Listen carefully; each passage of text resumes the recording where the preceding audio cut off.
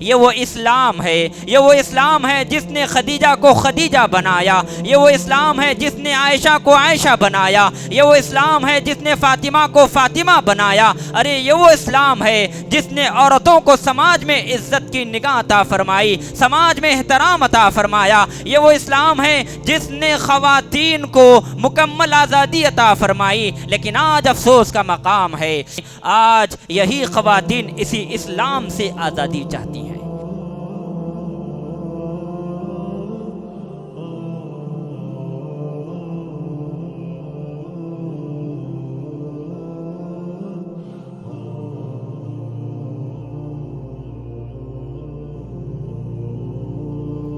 تمام قسم کی تعریفات وحدہ لا شریک، خالق کائنات، مالک ارض و سما کے لیے ہے۔ لاکھوں کروڑوں درود و سلام ہو اس ہستی اقدس و مقدس پر جن کا نام نامی اسم گرامی محمد الرسول اللہ صلی اللہ علیہ وسلم ہے۔ محترم حضرات، خطبہ جمعہ کی مناسبت سے جس عنوان کا انتخاب کیا گیا ہے وہ عنوان ہے بنت حوا بے حیائی کے دہانے پر۔ اس سے پہلے کہ میں خطبہ جمعہ کا آغاز کروں، ایک بات کی وضاحت کرنا ضروری سمجھتا ہوں۔ خطبہ جمعہ کی جب اذان دی جا رہی ہے یا دی جا رہی ہو تو ایسے موقع پر مسجد آنے والا شخص وہ نفل نماز کا اہتمام کرے۔ اذان کے اختتام کا کیا ہے یہ نہ کرے، بلکہ جب اذان ہو رہی ہے تو 2 رکعت نماز ادا کر لیں، چونکہ اذان کا جواب دینا یہ سنت اور مستحب ہے، جبکہ خطبہ کا سننا یہ واجب ہے، فرض ہے، ضروری ہے۔ تو جب ایک مستحب اور واجب چیز ایک جگہ جمع ہو جاتی ہیں تو واجب چیز کو مقدم رکھا جاتا ہے۔ اسی لیے اذان ہو رہی ہے تو 2 رکعت نماز ادا کریں، اور خطبے کا جب آغاز ہوتا ہے خطبے کو سماعت فرمائیں۔ یہ علماء کرام کے اس تعلق سے فتوے ہیں۔ تو جیسا کہ ابھی میں نے اس بات کی وضاحت کی، خطبہ جمعہ کی مناسبت سے عنوان ہے بنت حوا بے حیائی کے دہانے پر۔ محترم حضرات، عورت اعلیٰ شرافتوں کا مجسمہ ہے۔ اس دنیا میں اگر عورت نہ ہوتی تو یہ دنیا کتنی بے رنگ اور بے نور نظر آتی۔ یقیناً اس دنیا میں سورج بھی نکلتا، پردہ شب سے چاند بھی جھانکتا، پھول بھی مہکتے، چڑیا بھی چہچہاتیں، آبشاروں کے نغمے بھی سنائی دیتے، بہاروں کے قافلے بھی آتے، مگر ان چیزوں میں وہ دلکشی نظر نہیں آتی، کیونکہ اللہ رب العالمین نے عورت کو پیدا کر کے اس دنیا کو خوبصورت بنایا ہے۔ اللہ رب العالمین نے عورت کی تخلیق فرما کر اس دنیا کو مزین بنایا ہے۔ اللہ رب العالمین نے عورت کو معظم، محترم، مکرم بنایا، لیکن جاہل انسانوں نے اسے لہو لعب کا کھلونا بنا دیا۔ اللہ رب العالمین نے عورت کو احترام، عزت عطا فرمایا، لیکن جاہل انسانوں نے عورتوں پر ظلم و ستم، جبر و تشدد، بربریت کے پہاڑ توڑے۔ تاریخ کے اوراق اٹھا کر دیکھیے، عورتوں نے کیسی کیسی تکلیفیں، کیسی کیسی مصیبتیں، کیسی کیسی مشقتوں کو جھیلا ہے، اور یہ عورتیں کیسی کیسی پستیوں کی طرف ان عورتوں کو پھینک دیا گیا ہے۔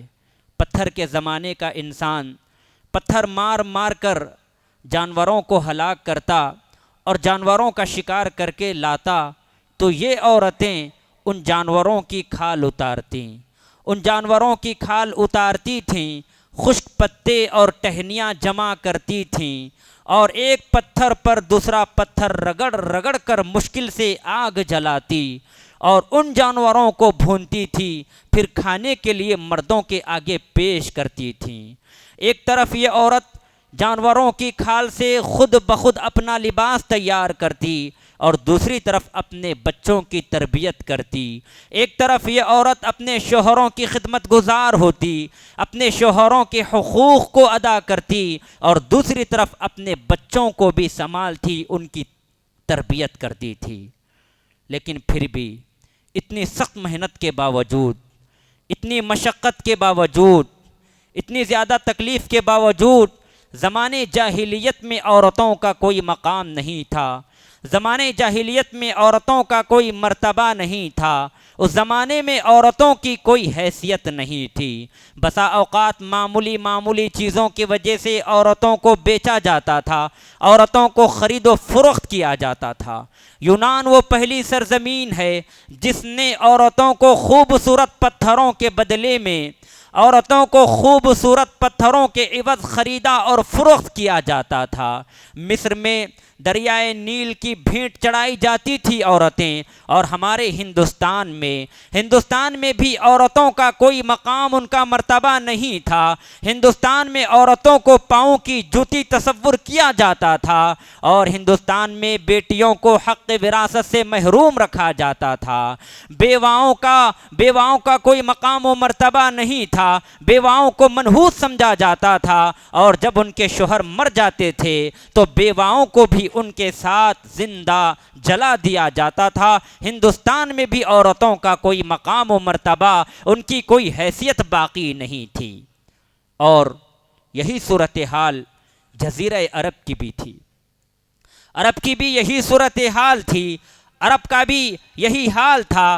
عرب میں جب بیٹیاں پیدا ہوتی تو وہ شرمندگی کا اظہار کرتے اور اپنے بیٹیوں کو باعث ننگ و عار سمجھ کر کے اپنے ہی ہاتھوں سے گڑھا کھود کر زندہ دفن کر کے آتے تھے، جس کا ذکر قرآن مجید میں اللہ تعالیٰ نے فرمایا ہے وَإِذَا الْمَوْءُودَةُ سُئِلَتْ، اور جب زندہ درگور کی گئی لڑکیوں سے سوال کیا جائے گا بِأَيِّ ذَنبٍ قُتِلَتْ، اے لڑکیوں بتاؤ تمہارا کیا جرم تھا، تمہاری کیا خطا تھی، تمہارا کیا گناہ تھا جس کی پاداش میں تمہارے باپ نے تمہیں اپنے ہاتھوں سے زندہ دفن کر دیا تھا، سوال ہوگا۔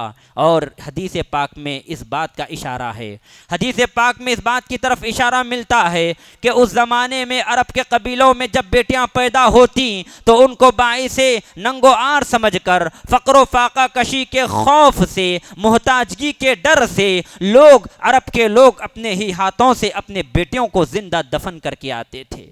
ایک صحابی محمد الرسول اللہ صلی اللہ علیہ وسلم کی خدمت میں آئے اور آ کر اللہ کے نبی علیہ الصلاۃ والسلام سے پوچھا، اے اللہ کے نبی مجھے بتائیں میں نے ایک ایسا گناہ کیا ہے کیا اللہ تعالیٰ مجھے معاف فرمائے گا؟ تو محمد الرسول اللہ صلی اللہ علیہ وسلم نے فرمایا، اگرچہ کہ تم گناہ کتنا ہی بڑا کیوں نہ کرے ہو، اگر اسلام لائے ہو، اسلام کو قبول کر چکے ہو تو اللہ تعالیٰ تمہارے گناہوں کو مٹا دیتا ہے، تمہارے گناہوں کو معاف فرما دیتا ہے۔ پھر یہ صحابی اپنی رودات، اپنی کہانی محمد الرسول اللہ صلی اللہ علیہ وسلم کو بیان کرنا شروع کیا۔ اے اللہ کے نبی صلی اللہ علیہ وسلم، بات ایسی ہے میرے گھر میں ایک بچی کی پیدائش ہوئی، میری بیوی نے ایک بچی کو جنم دیا، جب وہ تھوڑی بڑی ہوئی، وہ چلنے پھرنے کے لائق ہوئی تو میں نے اپنی بچی کو اپنے ساتھ لیا اور لے کر نکل پڑا۔ وہ بچی مجھ سے بہت زیادہ محبت کرتی،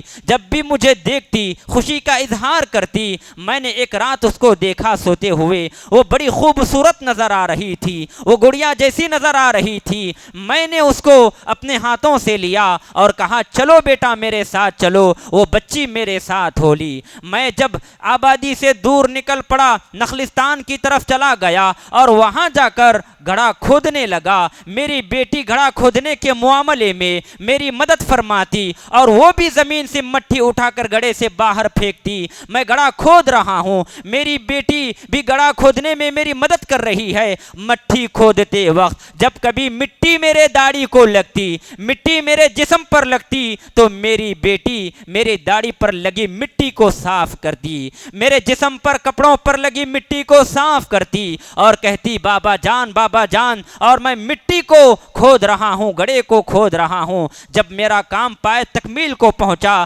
میں نے اپنی بیٹی کو اپنے ہاتھ سے لے کر اندر دفن کر دیا، گڑھے کے اندر اتروا دیا اور اپنے ہاتھوں سے ہی مٹی اس گڑھے کے اندر ڈالتا رہا۔ میں جیسا مٹی ڈال رہا تھا، میری بیٹی آواز لگا رہی تھی، میں جیسے مٹی گڑھے کے اندر ڈال رہا تھا، اپنی بیٹی کو دفن کر رہا تھا، میری بیٹی صدا لگا رہی تھی بابا جان، ابا جان، مگر اس کی صدا کا مجھ پر کوئی اثر نہیں پڑا اور آخر تک میں نے اپنے ہاتھوں سے اپنی بیٹی کو دفن کر دیا اور اس کی آواز کو اس کے سمیت خاک میں ملا دیا، اور جب میں اپنے کام کو مکمل کر چکا تو گھر کے پاس آیا۔ اے اللہ کے نبی مجھے بتائیے، کیا میرا یہ گناہ، میں نے اپنی بیٹی کو زندہ درگور کیا ہے، میں نے اپنی بیٹی کو زندہ دفن کر دیا ہے، کیا یہ گناہ اسلام لانے کے بعد اللہ تعالیٰ مجھے معاف فرما دے گا؟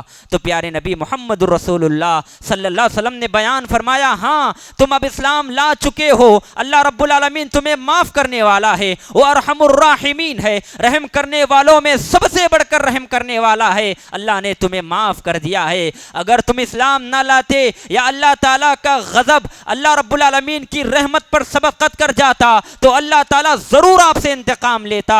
میرے بھائیوں، یہ مقام تھا عورتوں کا، یہ مرتبہ تھا بیٹیوں کا۔ اسلام سے پہلے عورتوں کے ساتھ یہ سلوک کیا جاتا تھا، اسلام سے پہلے عورتوں کے ساتھ یہ معاملات برتے جاتے تھے، مگر جب 7ویں صدی عیسوی میں اسلام ابر رحمت بن کر آیا، اسلام آیا تو عورتوں کی یکسر حیثیت بدل گئی، ان کا مقام بدل گیا، ان کا مرتبہ بدل گیا۔ محسن انسانیت محمد الرسول اللہ صلی اللہ علیہ وسلم نے اس انسانی سماج پر عظیم احسان فرمایا۔ آپ صلی اللہ علیہ وسلم نے عورتوں کو تحفظ بخشا، محمد الرسول اللہ صلی اللہ علیہ وسلم نے عورتوں کے حقوق کو بیان فرمایا۔ پیارے نبی محمد الرسول اللہ صلی اللہ علیہ وسلم نے جاہلی سماج میں جب عورت برائی، بے حیائی، فحاشی، رسوائی، تباہی کے گڑھے میں تھی تو محمد الرسول اللہ صلی اللہ علیہ وسلم نے اس ظلم کے گڑھے سے عورتوں کو نکالا، اس ظلم کے گڑھے سے پیارے نبی محمد الرسول اللہ صلی اللہ علیہ وسلم نے اس رسوائی کے گڑھے سے عورتوں کو نکالا اور ان کے حقوق کو اجاگر کیا، ان کو تحفظ بخشا۔ پیارے نبی صلی اللہ علیہ وسلم نے، پیارے نبی محمد الرسول اللہ صلی اللہ علیہ وسلم نے ماں، بہن، بیٹی، بیوی کے حقوق کو بیان فرمایا، ان کے فرائض کو لوگوں کے سامنے بتایا، اور اسی طرح آپ صلی اللہ علیہ وسلم نے ان عورتوں کو شمع خانہ بنا کر عزت و احترام کی سب سے اونچی مسند پر فائز کیا۔ یہ محمد الرسول اللہ صلی اللہ علیہ وسلم کا کارنامہ ہے۔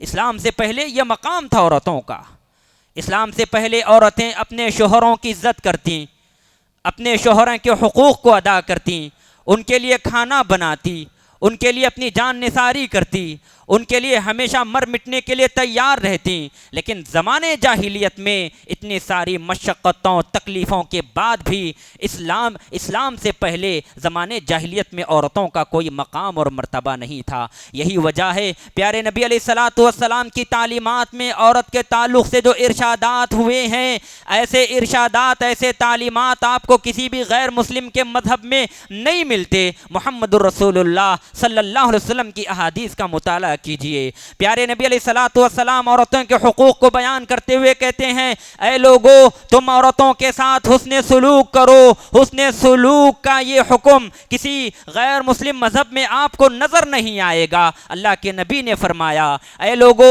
تم عورتوں کے ساتھ حسن سلوک کرو، اور آپ نے یہ بھی فرمایا عورتیں ٹیڑھی پسلی سے پیدا کی گئی ہیں، عورتیں ٹیڑھی پسلی سے پیدا کی گئی ہیں، اگر تم ان کو سیدھا کرنا چاہو تو توڑ دو گے، اگر تم ان کو ایسے ہی چھوڑ دو تو وہ ٹیڑھی رہے گی، لہٰذا تم عورتوں کے ساتھ حسن سلوک کا معاملہ کرو، ان کے ساتھ ظلم و تشدد سے کام نہ لو، ان کے ساتھ غلام جیسا برتاؤ نہ کرو، ان کو نہ مارو، ان کو مت پیٹو، ہمیشہ ان کے ساتھ خیر خواہی کا معاملہ کرو، ہمیشہ ان کے ساتھ خیر خواہی کا معاملہ کرو اور ان کے ساتھ دل لگی کرو، ان کو نہ مارو نہ پیٹو اور نہ ظلم تشدد بربریت کا مظاہرہ کرو۔ یہ پیارے نبی محمد رسول اللہ صلی اللہ علیہ وسلم کی تعلیمات ہیں، اس لیے کہ عورت دنیا کی سب سے بہتر متاع ہے، دنیا کا سب سے بہتر متاع ہے۔ پیارے نبی محمد رسول اللہ صلی اللہ علیہ وسلم نے فرمایا الدنیا کلھا متاع، لوگو جان لو یہ دنیا ساز و سامان ہے، استعمال کرنے کی جگہ ہے،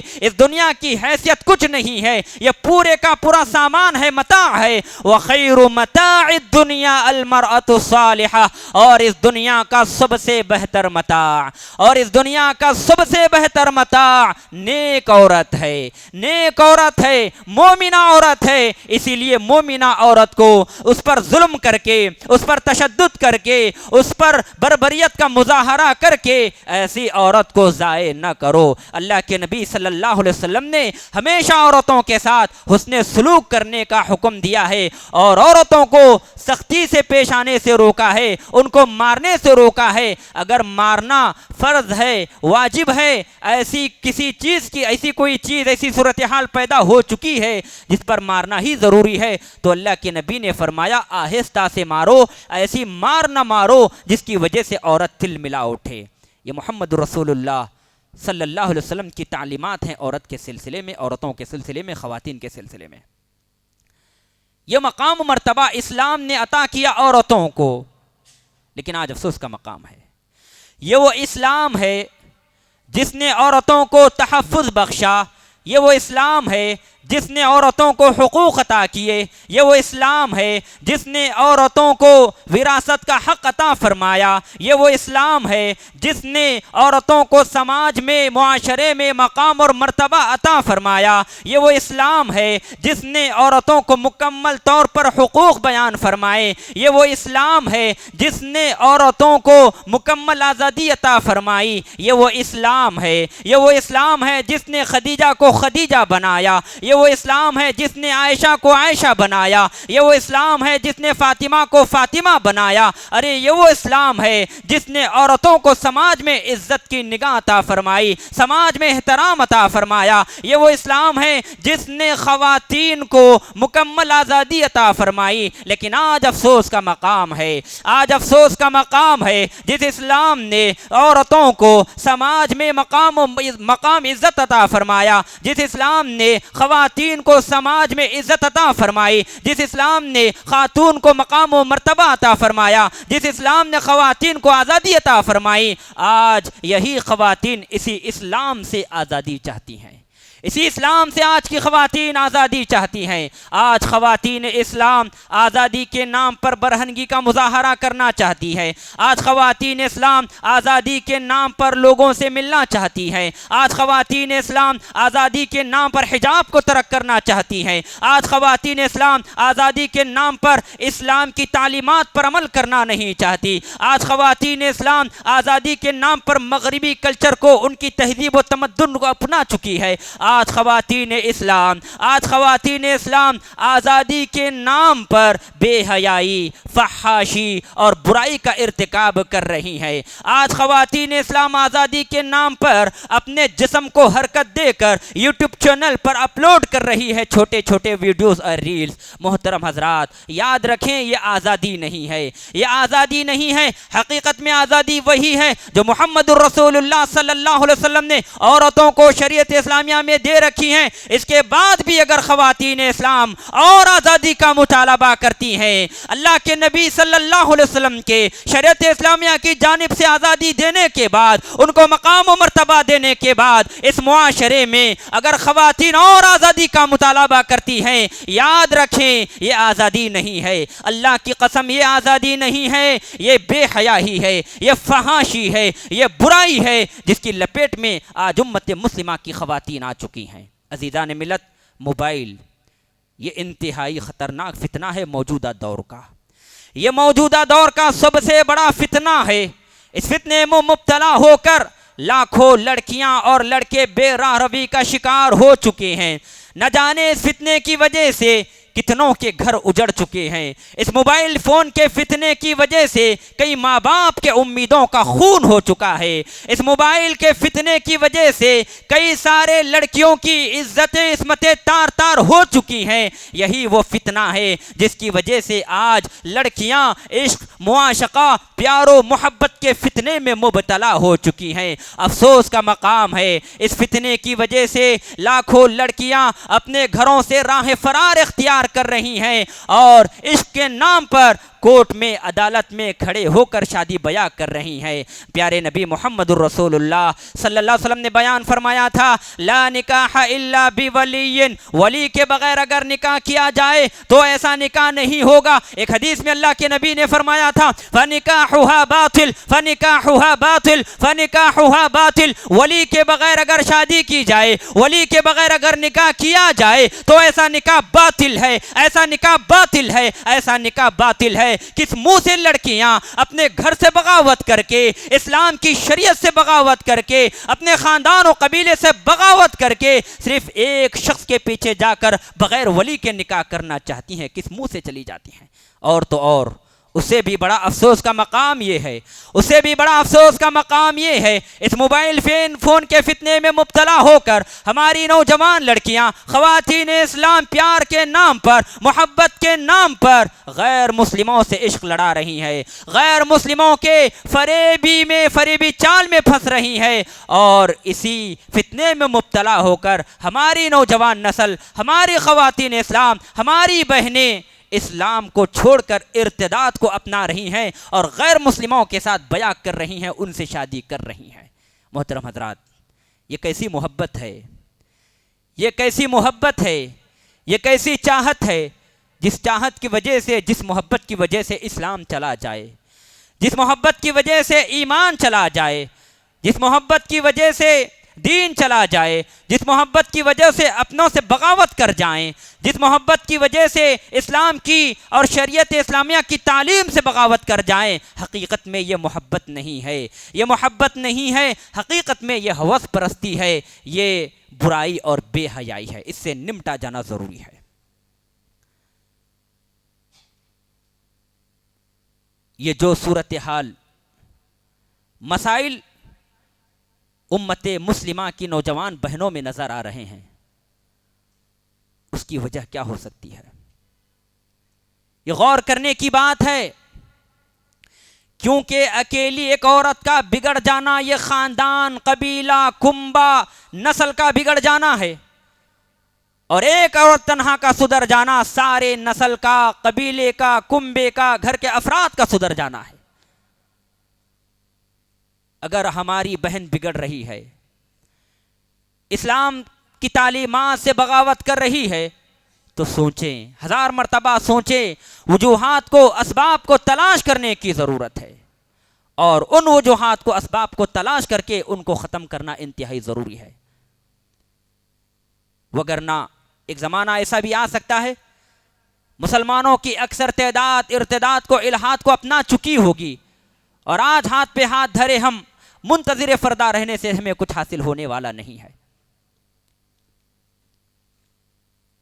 ہمارے مائیں اور بہنوں کو، بچوں کو دیکھیں، وہ کس کی صحبت میں رہ رہے ہیں، ان کی صحبت کیسی ہے، ان کا اٹھنا بیٹھنا کیسا ہے، ان کا فون استعمال کرنا کیسا ہے، کالجز میں ان کے دوست احباب کیسے ہیں، ان کی دوستی کہیں برے لوگوں سے تو نہیں ہوئی، ان کی صحبت کہیں اسلام دشمنوں سے تو نہیں ہوئی، ان کی صحبت کہیں اسلام سے بیزار لوگوں سے تو نہیں ہوئی، ان کی صحبت خراب لوگوں سے تو نہیں ہوئی.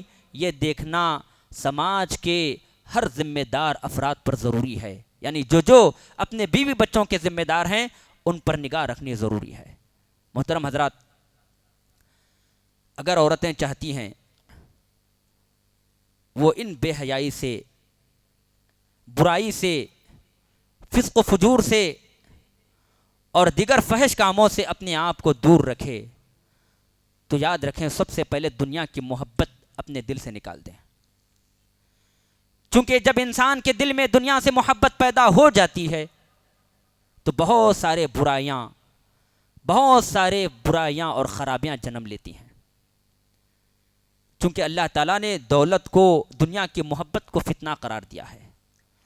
قرآن مجید میں اللہ تعالیٰ نے فرمایا وَاعْلَمُوا أَنَّمَا أَمْوَالُكُمْ وَأَوْلَادُكُمْ فِتْنَةٌ، لوگو جان لو تمہارے حق میں تمہارے مال اور اولاد فتنہ ہیں، اور اسی فتنے میں مبتلا ہو کر ہمارے بہت سارے افراد دین سے دور ہو رہے ہیں. الذی جمع مالا وعددہ یحسب ان مالہ اخلدہ. انسان جب اس فتنے میں مبتلا ہو جاتا ہے، دولت کے فتنے میں مبتلا ہو جاتا ہے، تو انسان کماتا جاتا ہے، مال گنتا جاتا ہے. یحسب ان مالہ اخلدہ، اور یہ گمان میں لگا رہتا ہے یہ جو میرے پاس مال ہے، دولت ہے، یہ کبھی ختم نہیں ہوگا. الہاکم التکاثر حتی زرتم المقابر. دولت کے فتنے کی یہ خواہش، یہ لالچ جب انسان مر کر مٹی پلید ہوتا ہے، قبر میں دفن ہو جاتا ہے، اس کے ساتھ بھی اس کی یہ آرزو، اس کا یہ لالچ ختم ہو جاتا ہے. اس سے پہلے دنیا کی محبت، مال کا فتنہ اس کے دل سے ختم نہیں ہو سکتا. تو سب سے پہلے دنیا کی محبت سے اپنے آپ کو آزاد کریں. قرآن مجید میں اللہ رب العالمین نے فرعون کی بیوی آسیہ کا واقعہ بیان فرمایا ہے. آسیہ یہ فرعون کی بیوی تھی. فرعون ایک وقت کا بادشاہ تھا، ظالم جابر حاکم تھا. دنیا کی ساری دولت اس کے قدموں میں نچھاور تھی، جاہ و حشمت والا، اور اپنے آپ کو انا ربکم الاعلی، سب سے بلند رب کہنے والا تھا. اس فرعون کی بیوی آسیہ تھی. اللہ رب العالمین نے آسیہ کی تمنا کو قرآن مجید میں بیان کیا ہے. اذ قالت رب ابن لی عندک بیتا فی الجنہ. فرعون کی بیوی کے پاس کچھ کمی نہیں تھی، ہر چیز اس کے پاس موجود تھی. آسیہ کے جو کردار ہیں، ان کردار کو آج خواتین اسلام کو اپنانے کی ضرورت ہے. دیکھیے کس طرح آسیہ نے دنیا کی محبت کو، دنیا کے مال کو، دولت کو، جاہ و جلال کو، فرعون کی بادشاہت کو، فرعون کی حکمرانی کو، نوکر کو، چاکر کو، غلاموں کو، اور دنیا کے سارے آسائش آرام دہ چیزوں کو ٹھکرا کر اللہ تعالیٰ سے جس چیز کا مطالبہ کی، وہ جنت کا مطالبہ کی. وضرب الله مثلا للذين آمنوا امرأة فرعون إذ قالت رب ابن لي عندك بيتا في الجنة ونجني من فرعون وعمله ونجني من القوم الظالمين. فرعون کی بیوی آسیہ کے پاس ہر چیز ہونے کے باوجود اس نے اللہ تعالیٰ سے دعا کی. اذ قالت رب ابن لي عندك بيتا في الجنة، اے میرے اللہ، اے میرے رب، مجھے دنیا کی چیزیں، مجھے دنیا کی دولت، مجھے دنیا کی ثروت، مجھے یہ جاہ و حشمت، جاہ و اجارہ داری، یہ بادشاہت نہیں چاہیے. میرے اللہ، مجھے کل قیامت کے دن جنت میں گھر چاہیے. تو یہ کردار اپنانے کی ضرورت ہے.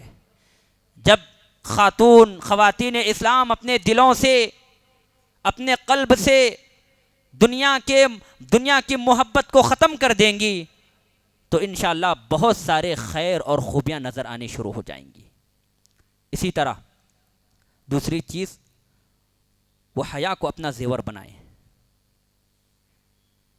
حیا کو اپنا زیور بنائیں، اس لیے کہ خواتین اسلام کے لیے سب سے بڑا زیور جو گلے میں پہنا جاتا ہار وہ نہیں ہے، اس کا سب سے بڑا زیور اس کی حیا ہے. اور پیارے نبی محمد الرسول اللہ صلی اللہ علیہ وسلم نے فرمایا الحیاء شعبۃ من الایمان، حیا ایمان کا حصہ ہے. حیا ایمان کے شاخوں میں سے ایک شاخ ہے. جس عورت میں حیا نہ ہو اس عورت کے اخلاق و کردار کا کوئی معیار نہیں ہے. جس عورت میں حیا نہ ہو، جس عورت میں عزت نہ ہو، اس عورت کا سماج میں، معاشرے میں کوئی مقام اور مرتبہ نہیں ہوگا. جس عورت میں حیا نہ ہو، جو عورت حیا کا مظاہرہ نہیں کرتی، ایسی عورت سے حیادار عورتیں بات کرنے سے گریز کرتی ہیں، کتراتی ہیں. اس لیے عورت حیا کو اپنا زیور بنائے. اسی طرح عورت اگر اچھائی چاہتی ہے، معاشرے میں اپنا مقام و مرتبہ چاہتی ہے، تو وہ عفت و پاک دامنی کی زندگی کو اختیار کرے.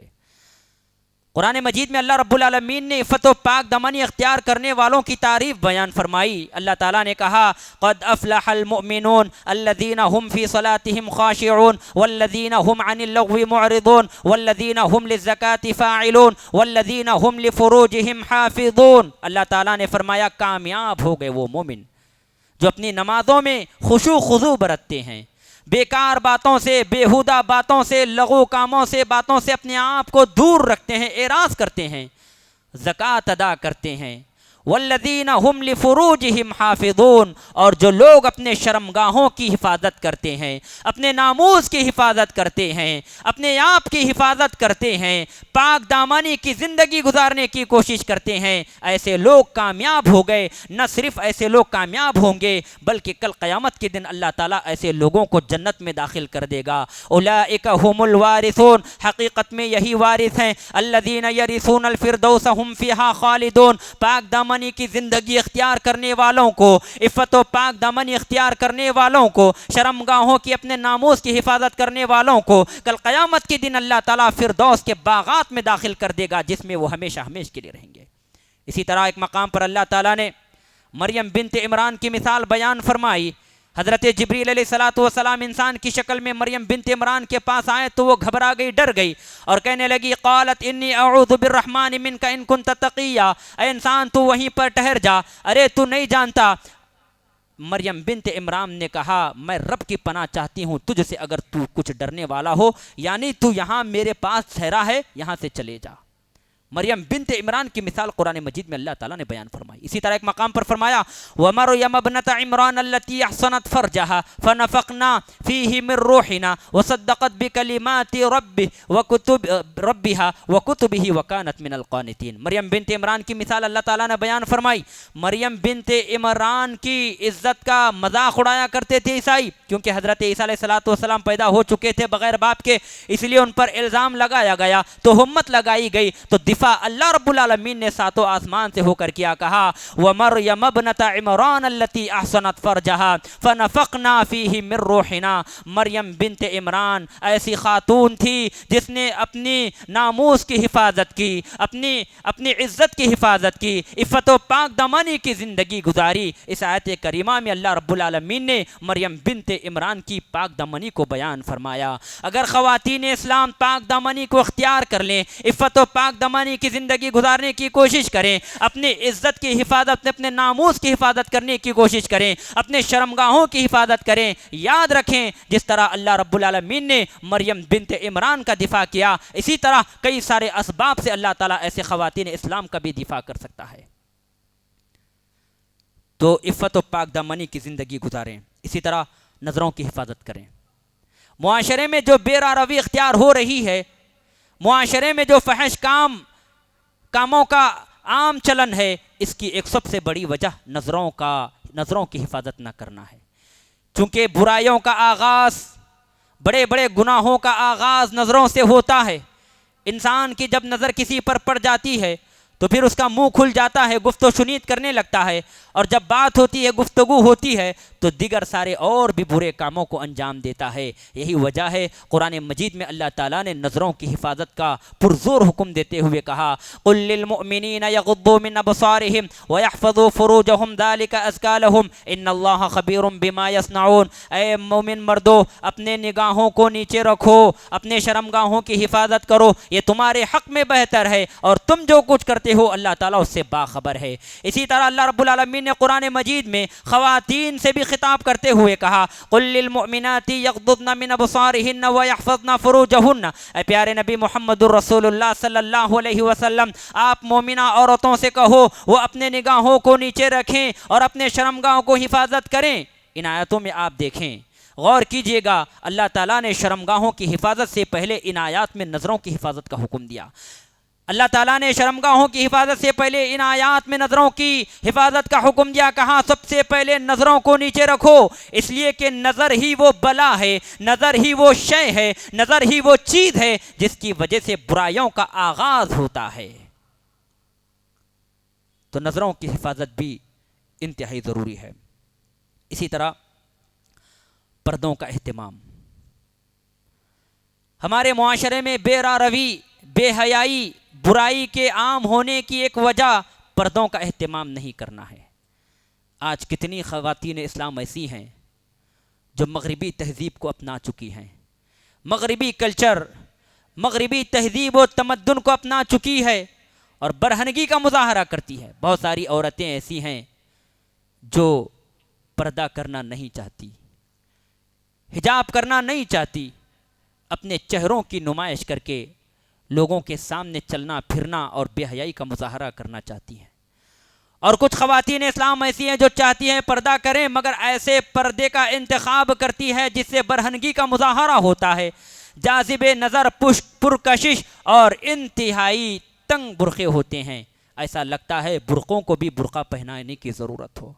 قرآن مجید میں اللہ تعالیٰ نے کہا وَقَرْنَ فِي بُيُوتِكُنَّ وَلَا تَبَرَّجْنَ تَبَرُّجَ الْجَاهِلِيَّةِ الْأُولَىٰ۔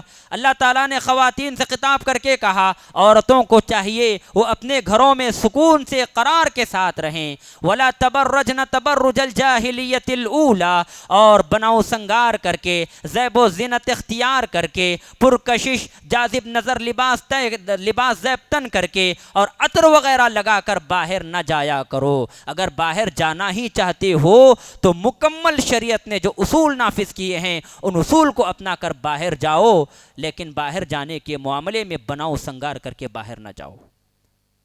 یہ قرآن مجید کی تعلیمات ہیں۔ آج عورتیں پردہ کرنا نہیں چاہتی۔ میں ان سے سوال کرتا ہوں، کیا آپ حضرت عائشہ سے مقام و مرتبے میں بلند ہو؟ حضرت عائشہ رضی اللہ تعالی عنہ نے پردے کا اہتمام کر کے امت مسلمہ کی لڑکیوں کو، عورتوں کو دکھایا۔ خود حضرت عائشہ رضی اللہ تعالی عنہ پردے کا اہتمام کرتی تھیں۔ وہ فرماتی ہیں، ان کے تعلق سے آتا ہے محمد الرسول اللہ صلی اللہ علیہ وسلم کی وفات ہو چکی ہے اور آپ کو آپ کے حجرے میں دفن کر دیا گیا ہے۔ حضرت عائشہ رضی اللہ تعالی عنہ جب کبھی اندر جانا ہوتا آپ کے حجرے میں تو بغیر پردے کے جایا کرتی تھی، چونکہ دفن ہونے والی جو ذات تھی محمد الرسول اللہ صلی اللہ علیہ وسلم، وہ آپ کے شوہر تھے اور آپ کے حجرے میں کپڑوں کو تبدیل کیا کرتی تھی۔ پھر جب ابو بکر صدیق رضی اللہ تعالیٰ نے وفات پائے، آپ کو بھی آپ کے پاس ہی میں دفنا دیا گیا، تو یہ حضرت عائشہ رضی اللہ تعالیٰ عنہا پھر بھی اس گھر میں جاتی، حجرے میں جاتی، کپڑوں کو تبدیل کرتی اور کوئی پردے کا مظاہرہ نہیں کرتی اس حجرے میں، چونکہ وہاں پر اب دفن ہونے والے آپ کے بابا، آپ کے ابا جان ابو بکر صدیق رضی اللہ تعالیٰ عنہ ہے۔ پھر اس کے بعد جب حضرت عمر بن خطاب رضی اللہ تعالیٰ عنہ وفات پائے اور آپ کو بھی وہاں پر دفن کر دیا گیا، تو حضرت عائشہ رضی اللہ تعالیٰ عنہ کو غیرت آئی،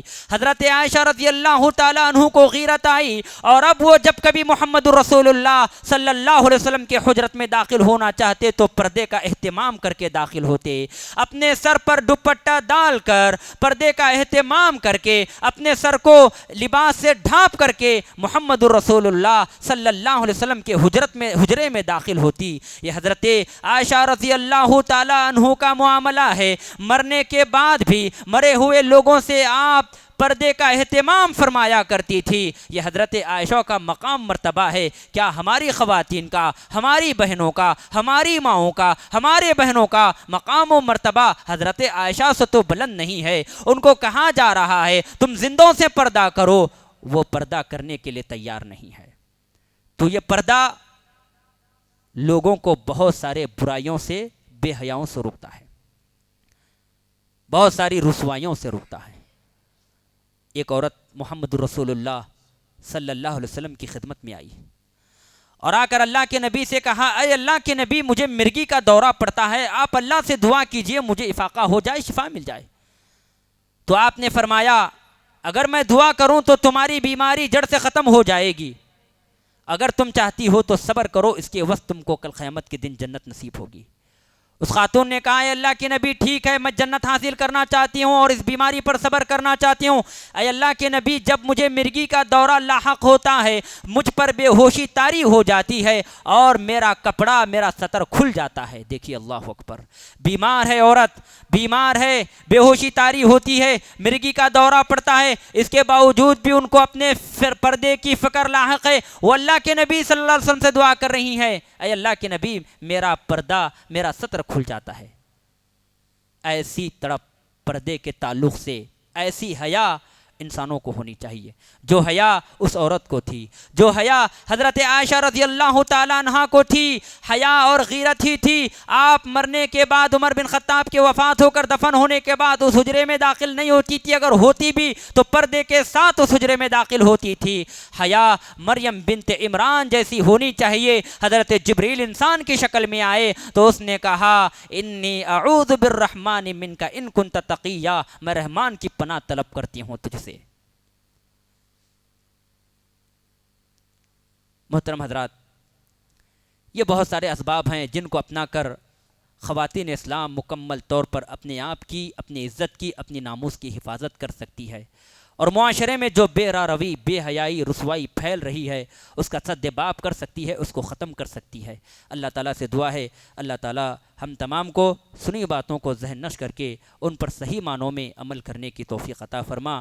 آمین، وآخر دعوانا ان الحمد للہ رب العالمین۔